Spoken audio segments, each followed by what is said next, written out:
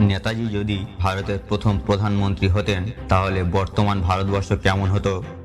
বন্ধুরা, একটি দেশের ভবিষ্যৎ নির্ভর করে সেই দেশের রাষ্ট্রপতি প্রধানমন্ত্রী কেমন তার উপরে। 1947 সালে ভারত স্বাধীন হওয়ার পর ভারতের প্রথম প্রধানমন্ত্রী হয়েছিলেন পণ্ডিত জওহরলাল নেহরু। যেহেতু জওহরলাল নেহরু ছিলেন তৎকালীন ভারতীয় জাতীয় কংগ্রেসের সর্বোচ্চ নেতা, তাই স্বাধীনতার পর তার প্রধানমন্ত্রী পদ একেবারেই পাকা ছিল। কিন্তু স্বাধীনতার ঠিক 9 বছর আগে জাতীয় কংগ্রেসের যে ভোট হয়েছিল তাতে সর্বোচ্চ ভোটে জিতেছিলেন নেতাজি সুভাষচন্দ্র বসু। কিন্তু নেতাজি যদি সেদিন তার পদ না ছাড়তেন এবং নেতাজি যদি রাজনীতিতে থাকতেন তাহলে তিনিই হতেন স্বাধীন ভারতের প্রথম প্রধানমন্ত্রী। এ বিষয়ে কোনো সন্দেহ নেই।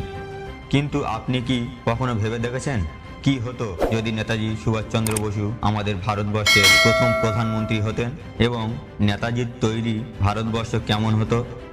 আমরা সেটাই বিচার করে দেখব আজকের ভিডিওতে। বন্ধু, আপনি যদি একজন নেতাজি প্রেমী হয়ে থাকেন তাহলে ভিডিওটি শেষ পর্যন্ত অবশ্যই দেখবেন।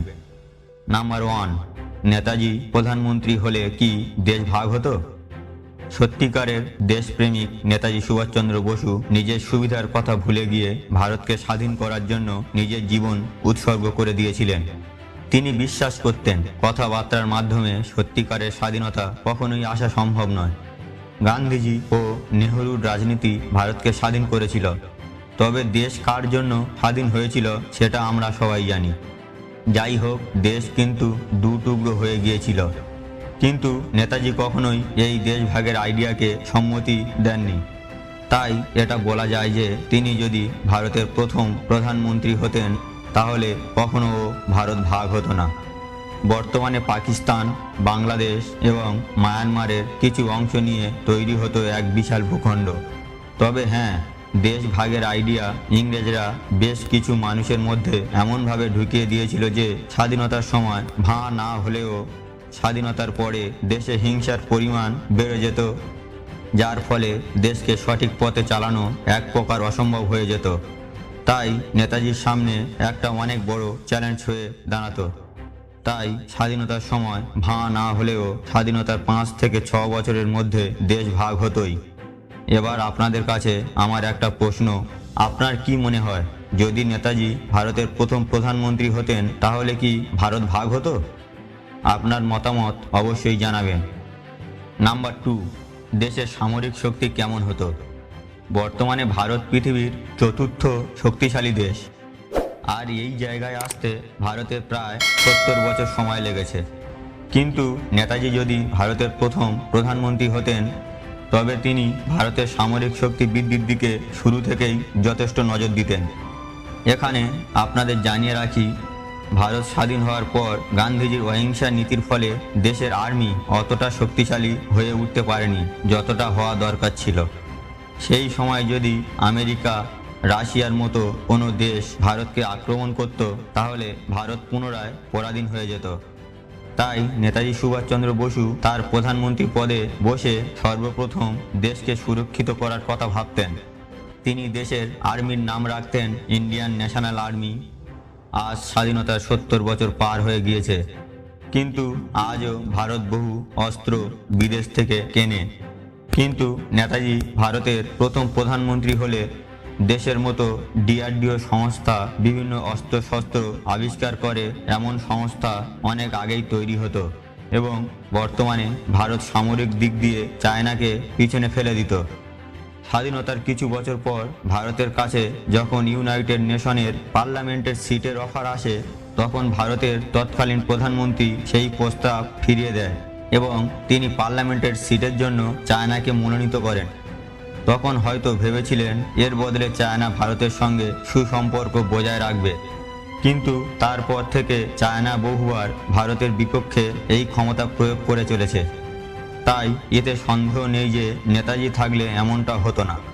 তাছাড়া ভারত একটি পারমাণবিক শক্তিধর দেশ হিসাবে 1974 সালে নিজের নাম নথিভুক্ত করেছিল এবং তার প্রায় 25 বছর পর প্রথমবার পারমাণবিক বোমার সফল পরীক্ষা করেছিল।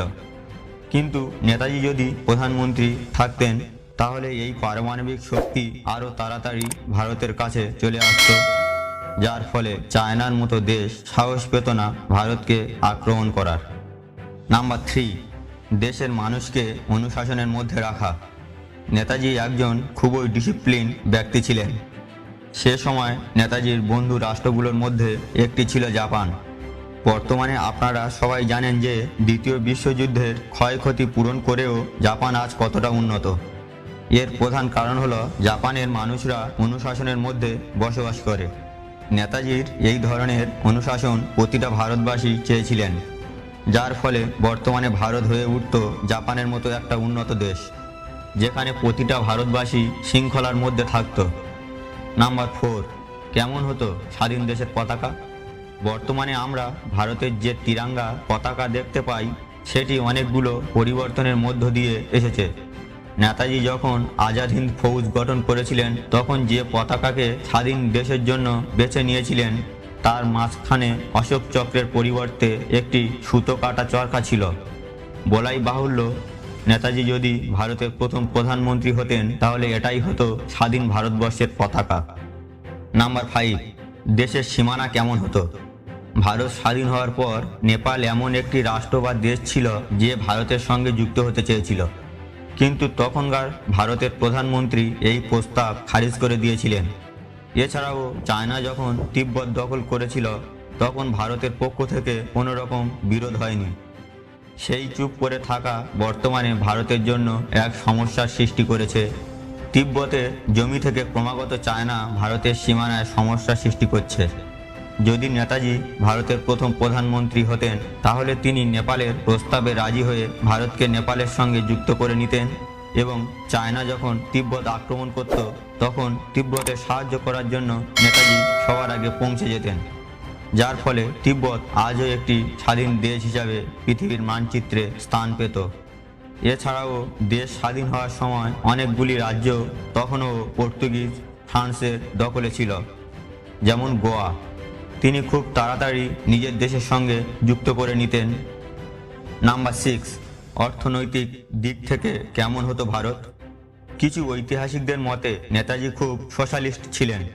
সেই হিসাবে তিনি ভারতের প্রথম প্রধানমন্ত্রী হলে দেশের প্রতিটা মানুষকে রোজগারের ব্যবস্থা করে দিতেন।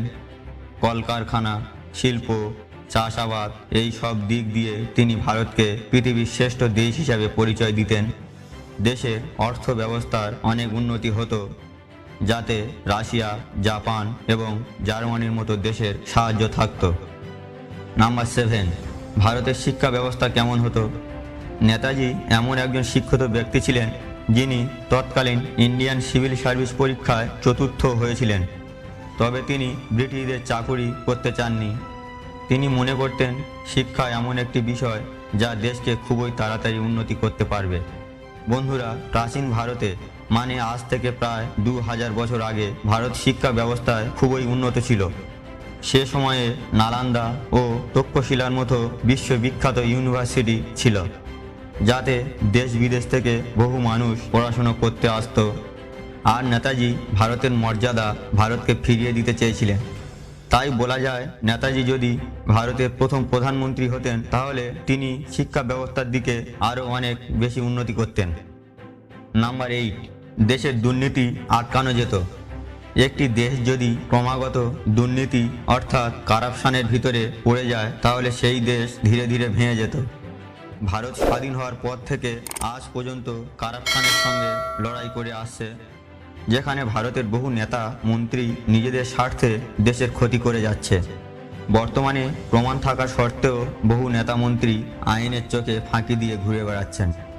আর আপনারা যারা পলাশির ঘটনা জানেন তারা নিশ্চয়ই জানেন যে এই দুর্নীতির ফলে মির্জাফর ব্রিটিশদের হাতে হাত মিলিয়েছিল, যার পরিণাম হলো 200 বছরের পরাধীনতা।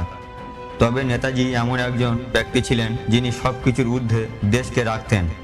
তিনি কারাপশন আটকানোর জন্য কঠোর ব্যবস্থা নিতেন। নাম্বার 9, মহিলাদের স্থান কেমন হতো? নেতাজি মহিলাদের স্বাধীনতার দিকে বিশেষ গুরুত্ব দিয়েছিলেন। তিনি তার গঠিত আজাদ হিন্দ ফৌজে মহিলা আর্মি দল তৈরি করেন, যার নাম ছিল ঝাঁসি রানী রেজিমেন্ট। এখানে আপনাদের জানিয়ে রাখি যে সময়ের কথা এখানে বলা হচ্ছে সেই সময়ে মহিলাদের স্বাধীনতার বিষয়ে তেমন গুরুত্ব দেওয়া হতো না। দেশের কাজে তারাও যে সাহায্য করতে পারে এমন ধারণা পৃথিবীর বহু দেশে তখনও আসেনি। কিন্তু সেই সময়ে দাঁড়িয়ে মহিলাদের নিয়ে একটি আর্মি দল গঠন করার কথা ভেবেছিলেন নেতাজি। নেতাজির শাসনে ভারতে মহিলাদের স্থান অনেকটাই উপরে থাকত। বন্ধুরা, আমরা সবাই জানি যে ভারতের প্রথম প্রধানমন্ত্রী ছিলেন জওহরলাল নেহরু। ইংরেজদের হাত থেকে ভারতকে স্বাধীন করার জন্য নেতাজি আজাদ হিন্দ সরকার গঠন করেছিলেন। সেই সরকারের প্রধানমন্ত্রী ছিলেন নেতাজি সুভাষচন্দ্র বসু। এমনকি মোট 11টি দেশ এই সরকারের মান্যতা দিয়েছিল, যার মধ্যে জাপান, জার্মানি এবং রাশিয়ার মতো দেশ ছিল। বন্ধুরা, এবার আপনাদের কাছে আমার প্রশ্ন, আপনার মতে ভারতের প্রকৃত প্রথম প্রধানমন্ত্রী কে ছিলেন? এটা বোধহয় আর নতুন করে বলার কোনো প্রয়োজন নেই, কারণ ইতিমধ্যে নেতাজি সুভাষচন্দ্র বসুকে ভারতের প্রথম প্রধানমন্ত্রী হিসাবে স্বীকৃতি দেওয়া হয়েছে। বন্ধুরা, আমি বা আপনি, আমরা সবাই গর্বিত। আমরা সবাই নেতাজির দেশে বসবাস করছি। জয় হিন্দ, বন্দে মাতরম, নেতাজি জিন্দাবাদ। তো বন্ধুরা, এই ছিল আজকের পরিবেশন। ভিডিওটি ভালো লাগলে লাইক করবেন এবং শেয়ার করুন বন্ধুদের কাছে। এবং এই রকম গুরুত্বপূর্ণ ইনফরমেটিভ ভিডিও পাওয়ার জন্য আমাদের চ্যানেলটিকে সাবস্ক্রাইব করে পাশে আসা বেল আইকনটি প্রেস করুন। শেষ পর্যন্ত আমাদের সঙ্গে থাকার জন্য অসংখ্য ধন্যবাদ।